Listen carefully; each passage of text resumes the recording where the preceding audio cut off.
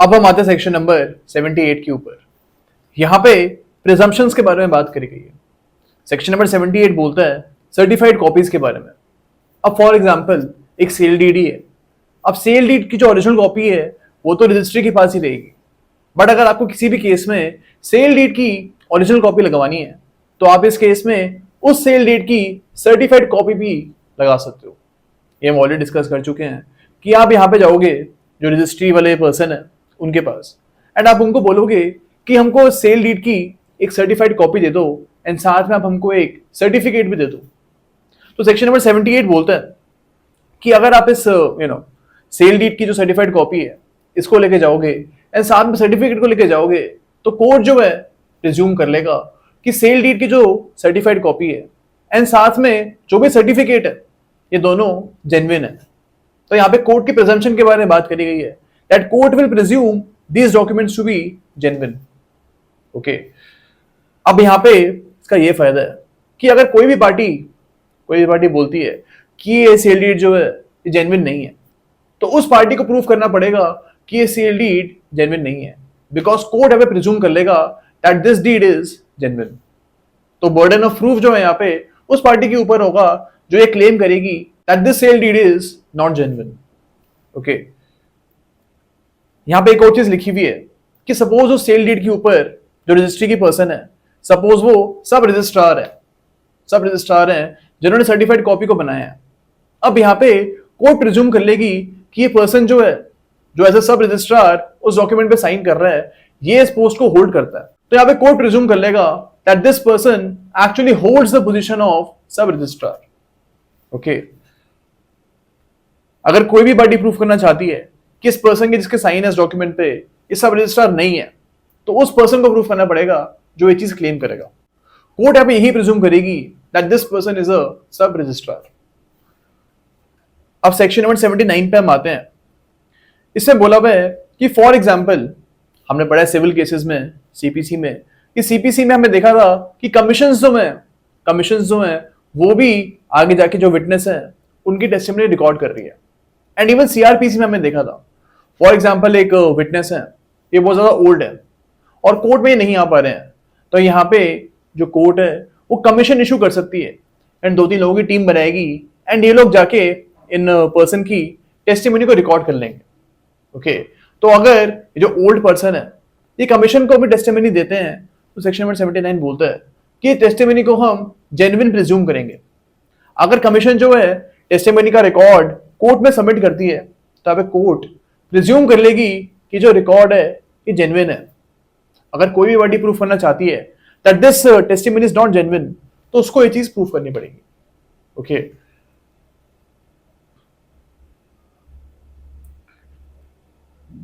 यहां पे कोर्ट ये भी प्रिज्यूम करेगी कि जो यहाँ पे टेस्टिमनी है ये ड्यूली रिकॉर्ड करी गई है, यानी जो हमारे विटनेस हैं इनके ऊपर कोई प्रेशर नहीं बनाया गया था जब इनसे टेस्टिमनी रिकॉर्ड करी जा रही थी। ओके, अब सेक्शन नंबर 80 पे हम आते हैं। यहाँ पे ऑफिशियल गैजेट जो है हमारा उसके प्रिजम्पशन के बारे में बात करी गई है। यहाँ पे लिखा हुआ है कि court will presume the document to be a official gazette. Suppose एक पार्टी आके बोलती है कि ये जो डॉक्यूमेंट है ये ऑफिशियल गैजेट है तो कोर्ट यहाँ पे चेक करेगी कि गवर्नमेंट के एडिक्वेट यहाँ पे स्टैम्प्स हैं या फिर नहीं है। उसको देखते ही कोर्ट यहाँ पे प्रिजम्पशन ड्रॉ कर लेगी that this document is a official gadget. Okay, अब सेक्शन नंबर 81 पे हम आते हैं। यहाँ पे भी ऑफिशियल गैजेट के बारे में बात करी गई है। ओके, यहाँ पे ई गैजेट के बारे में बात करी गई है, यानी अगर ऑफिशियल गैजेट को आपने इलेक्ट्रॉनिक फॉर्म में प्रोड्यूस की है तो यहाँ पे कोर्ट प्रिज्यूम कर लेंगी दैट दिस ऑफिशियल गैजेट का डॉक्यूमेंट इज जेन्युइन। ओके, अब जो हमने सेक्शन नंबर 78, 79, 80 और 81 अभी डिस्कस कर रहे हैं ये पुरानी एविडेंस एक्ट में सेक्शन नंबर 79, 80, 81 और 81A में मौजूद थे। ओके, अब हम आते हैं सेक्शन नंबर 82 के ऊपर। ये पुरानी एविडेंस एक्ट में सेक्शन नंबर 83 में मौजूद था। अब यहाँ पे मैप्स के प्रिजम्पशन के बारे में बात करी गई है। यहाँ पे गिवन है कि अगर हमारी सेंट्रल गवर्नमेंट या फिर स्टेट गवर्नमेंट कोई भी मैप पब्लिश करती है तो कोर्ट यहाँ पे मान लेगी कि जो ये मैप है ये एक्यूरेट है। जो भी यहाँ पे गवर्नमेंट ने डिमार्केशंस करी हुई मैप के अंदर ये एक्यूरेट है। तो यहाँ पे ये चीज बोली हुई है सेक्शन नंबर 82 में। बट यहाँ पे एक और चीज गिवन है कि अगर कोई आप for example personal private map बनवाते हो, फॉर एग्जाम्पल एक पर्सन है ये अपने घर का मैप बनवाता है, नक्शा बनवाता है, अब यहाँ पे कोर्ट प्रिज्यूम नहीं करेगी कि ये नक्शा एक्यूरेट है। जो ए है उसको प्रूफ करना पड़ेगा that this map is accurate. तो सेक्शन नंबर 82 में जो हम प्रिजम्पशन ड्रॉ कर रहे हैं ये हम सिर्फ उन्हीं मैप्स के लिए कर रहे हैं जो सेंट्रल गवर्नमेंट या फिर स्टेट गवर्नमेंट पब्लिश कर रहा है। ओके, अब सेक्शन नंबर 83 पे हम आते हैं। ये पुरानी एविडेंस एक्ट में सेक्शन नंबर 84 में गिवन था।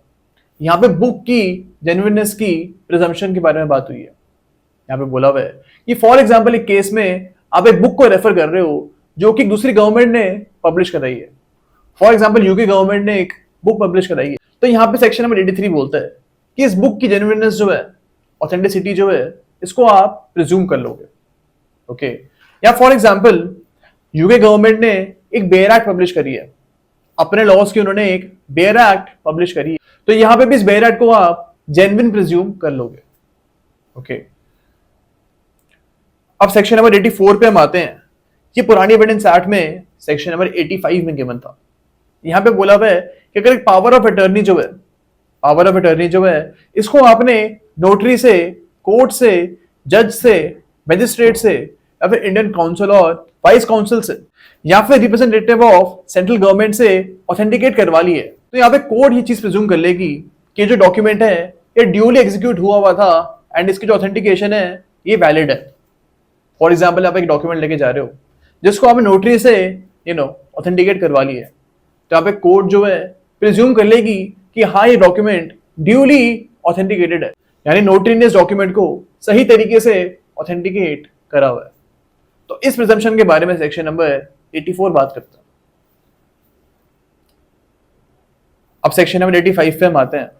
इसमें बात करी गई है इलेक्ट्रॉनिक एग्रीमेंट के बारे में। अब ये पुराने वाले एविडेंस एक्ट में सेक्शन नंबर 85A में गिवन था। अब इसमें लिखा हुआ है कि अगर आप एक इलेक्ट्रॉनिक एग्रीमेंट को लेके जा रहे हो, आप उसको एग्जीक्यूट कर रहे हो, तो जिसमें साइन होंगे, जो उसमें डिजिटल सिग्नेचर्स होंगे, उसके प्रिजम्पशन के बारे में सेक्शन नंबर 85 बात करता है। यहाँ पे लिखा हुआ है कि कोर्ट उन सिग्नेचर्स को जेन्युइन प्रिज्यूम कर लेगा, यानी पार्टीज को ये चीज प्रूव करनी नहीं पड़ेगी अब कि वो जो सिग्नेचर्स हैं ये जेन्युइन है। अगर यहाँ पे फॉर एग्जाम्पल बी जो है ये आके बोलता है कि इस डॉक्यूमेंट में जो सिग्नेचर है ये जेन्युइन नहीं है, तो यहाँ पे बी को प्रूव करना पड़ेगा that these signatures are not genuine, because court यहाँ पे प्रिज्यूम यही करेगा कि ये जो सिग्नेचर्स हैं ये जेन्युइन है। ओके, तो ये प्रिजम्पशन के बारे में हमको सेक्शन नंबर 85 बताता है। अब सेक्शन नंबर 86 पे हम आते हैं। ये पुरानी एविडेंस एक्ट में सेक्शन नंबर 85B में होता था।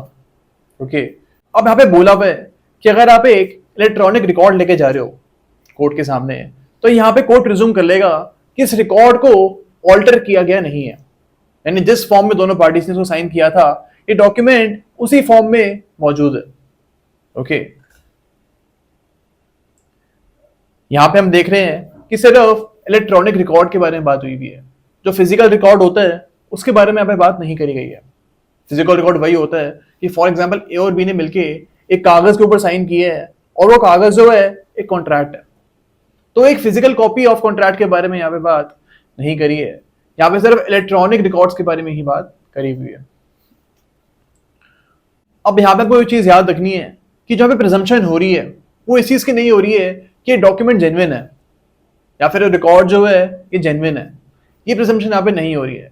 यहाँ पे सिर्फ इसी चीज की प्रिजम्पशन हो रही है कि इस डॉक्यूमेंट को ऑल्टर नहीं किया गया, यानी कोई छेड़छाड़ इस डॉक्यूमेंट से नहीं करी गई है। यही प्रिजम्पशन यहाँ पे कोर्ट कर रही है, लेकिन यहाँ पे कोर्ट ये प्रिज्यूम नहीं कर रही है कि डॉक्यूमेंट जेन्युइन है। तो ये हमारा सेक्शन नंबर 86 बोलता है। अब सेक्शन नंबर 87 पे हम आते हैं। ये पुरानी एविडेंस एक्ट में सेक्शन नंबर 85C में होता था।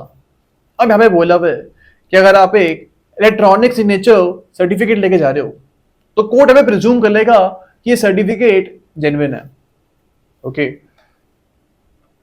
अब सेक्शन नंबर 88 पे हम आते हैं। यहां पे भी सर्टिफाइड कॉपीज के बारे में बात हुई है, लेकिन एक इंडियन डॉक्यूमेंट की सर्टिफाइड कॉपी के बारे में बात नहीं हो रही है। यहाँ पे उस डॉक्यूमेंट की बात हो रही है जो कि इंडिया के बाहर एग्जीक्यूट हुआ था। अब पुरानी एविडेंस एक्ट में सेक्शन नंबर 86 जो है हमारा, वो इस सेक्शन के बारे में बात करता था। अब यहाँ पे बोला हुआ है कि फॉर एग्जाम्पल एक प्रॉपर्टी है, ये लंदन में रजिस्टर हुई है, यानी जो लंदन की रजिस्ट्री है उस रजिस्ट्री के पास उस डॉक्यूमेंट की ओरिजिनल कॉपी पड़ी हुई है। अब यहाँ पे सपोज उस डॉक्यूमेंट का यूज इंडिया के केस में होना है। अब यहाँ पे जो सेल डीड लंदन वाली, इसका यूज इंडिया में होना है एक केस में, तो यहाँ पे आप ओरिजिनल सेल डीड लेके नहीं आओगे, बल्कि आप यहाँ पे सर्टिफाइड कॉपी भी यूज कर सकते हो।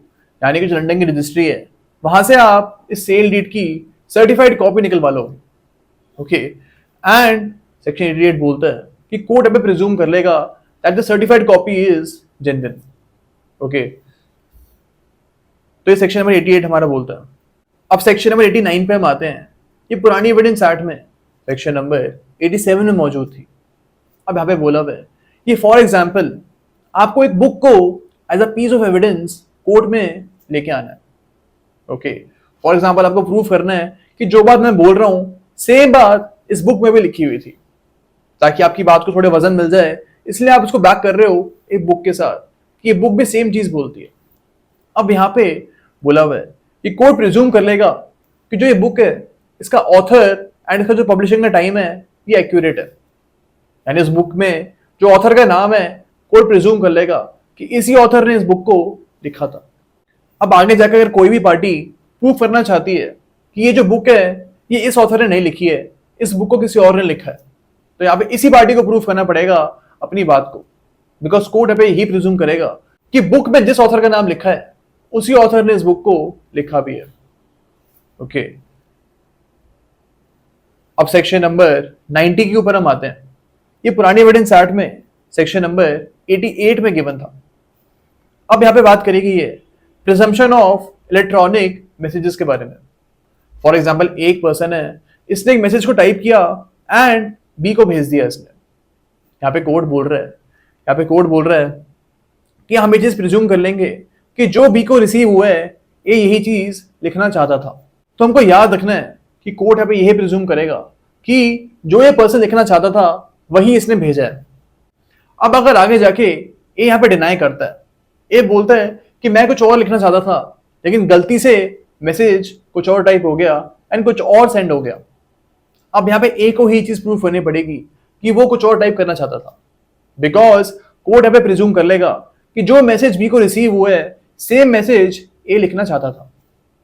ओके, सेक्शन नंबर 90 अगर आप ऐसे ही पढ़ लोगे, मेरे लैंग्वेज आप पढ़ लोगे, तो समझना इसको बहुत डिफिकल्ट हो जाएगा, बिकॉज थोड़ी यहाँ पे टेढ़ी बातें बोली हुई हैं। बट एग्जाम्पल के थ्रू हम समझते हैं तो ये चीज हमारे दिमाग में बैठ जाती है एंड प्रीलिम्स के टाइम पे ये चीज ही हमको बहुत ज्यादा हेल्प करेगी। बिकॉज अगर सेक्शन का कॉन्सेप्ट हमें याद है तो कोई भी क्वेश्चन हम इस सेक्शन के ऊपर आगे जाके अटेम्प्ट कर सकते हैं। ओके, अब यहाँ पे एक और चीज गिवन है कि कोर्ट अभी ये प्रिज्यूम नहीं करेगी कि ये जो मैसेज है ये ए नहीं भेजा है। सपोज ए आगे जाके बोलता है कि मेरा फोन चोरी हो गया था एंड जो भी मैसेज मैंने भेजे हैं ये मैंने नहीं भेजे हैं बल्कि चोर ने भेजे हैं। अब यहाँ पे कोर्ट प्रिज्यूम ये चीज नहीं करेगा कि ये जो मैसेज है ये ए नहीं लिखा है। तो एक तरीके से मैं बोल सकते हैं कि ए को इस केस में बेनिफिट मिल रहा है, बिकॉज कोर्ट ने यहाँ पे ये चीज प्रिज्यूम नहीं करी है कि जो मैसेज है ये ए नहीं लिखा है। ओके,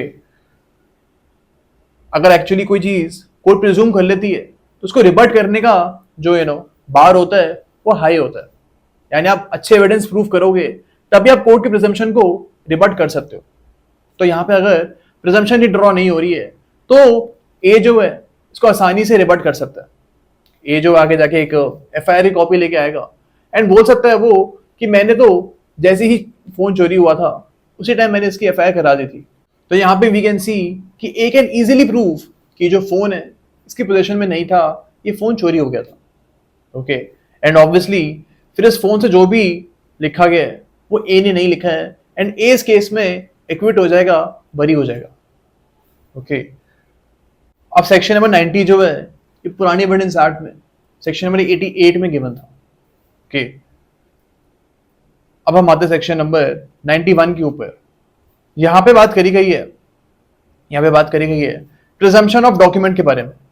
यहाँ पे बोला हुआ है कि अगर कोर्ट फॉर एग्जाम्पल ए को बोलती है कि एक डॉक्यूमेंट आप कोर्ट में पेश करो, अब इस डॉक्यूमेंट को पेश नहीं कर रहा है, कोर्ट में लेके नहीं आ रहा है, यहाँ पे कोर्ट प्रिज्यूम कर लेगी कि जो डॉक्यूमेंट है इसको सही तरीके से एग्जीक्यूट किया गया था एंड ये डॉक्यूमेंट प्रॉपरली अटेस्टेड और स्टैम्प था।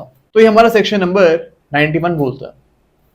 और पुरानी एविडेंस एक्ट में सेक्शन नंबर 89 जो था वो सेम बात बोलता था। अब हम आते हैं सेक्शन नंबर 92 के ऊपर। यहाँ पे 30-year old डॉक्यूमेंट्स के बारे में बात हुई है। पुरानी एविडेंस एक्ट में सेक्शन नंबर हमारा 90 जो था सेम बात बोलता था।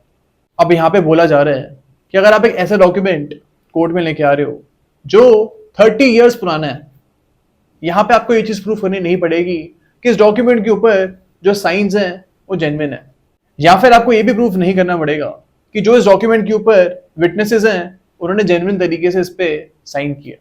बिकॉज 30 साल हो चुके हैं, अब क्या पता है पार्टीज जिंदा भी ना हो, एंड दैट इज वाई आप पार्टी को ये चीज प्रूफ करने के लिए नहीं बोलोगे कि ये जो डॉक्यूमेंट है ये जेन्युइन था। कोर्ट अपने आप ये चीज प्रिज्यूम कर लेगा that this document is genuine. Okay, अब फॉर एग्जाम्पल कोई पार्टी बोलती है कि ये डॉक्यूमेंट जेन्युइन नहीं है, तो उस पार्टी को यहाँ पे वो सर्कमस्टांसेस प्रूफ करने पड़ेंगे जिससे चीज हमको दिख जाए कि ये डॉक्यूमेंट जेन्युइन नहीं है। कोर्ट यहाँ पे यही प्रिज्यूम करेगा that this document is genuine. Okay, and हमको पता है कि अगर एक चीज कोर्ट प्रिज्यूम कर लेगा तो उसको आगे जाके रिवर्ट करना थोड़ा सा मुश्किल हो जाता है। अगर एक फैक्ट को कोर्ट ने प्रिज्यूम नहीं किया हुआ and it becomes slightly easier to revert that fact, उसको रिवर्ट करना इजी हो जाता है। लेकिन अगर एक फैक्ट को कोर्ट ने प्रिज्यूम कर लिया है तो उस फैक्ट को रिवर्ट करना थोड़ा सा मुश्किल हो जाता है, and that is why presumptions are so important. Okay, अब हम आते हैं सेक्शन नंबर 93 के ऊपर। यहाँ पे 5-year old इलेक्ट्रॉनिक डॉक्यूमेंट के बारे में बात हुई है।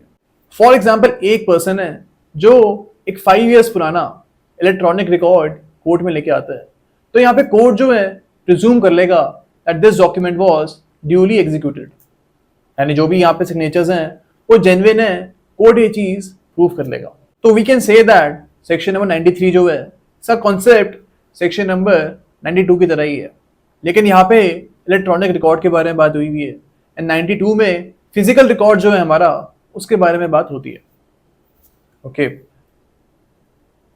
अब सेक्शन नंबर 93 जो है हमारा ये पुरानी एविडेंस एक्ट में सेक्शन नंबर 90A में गिवन था। ओके,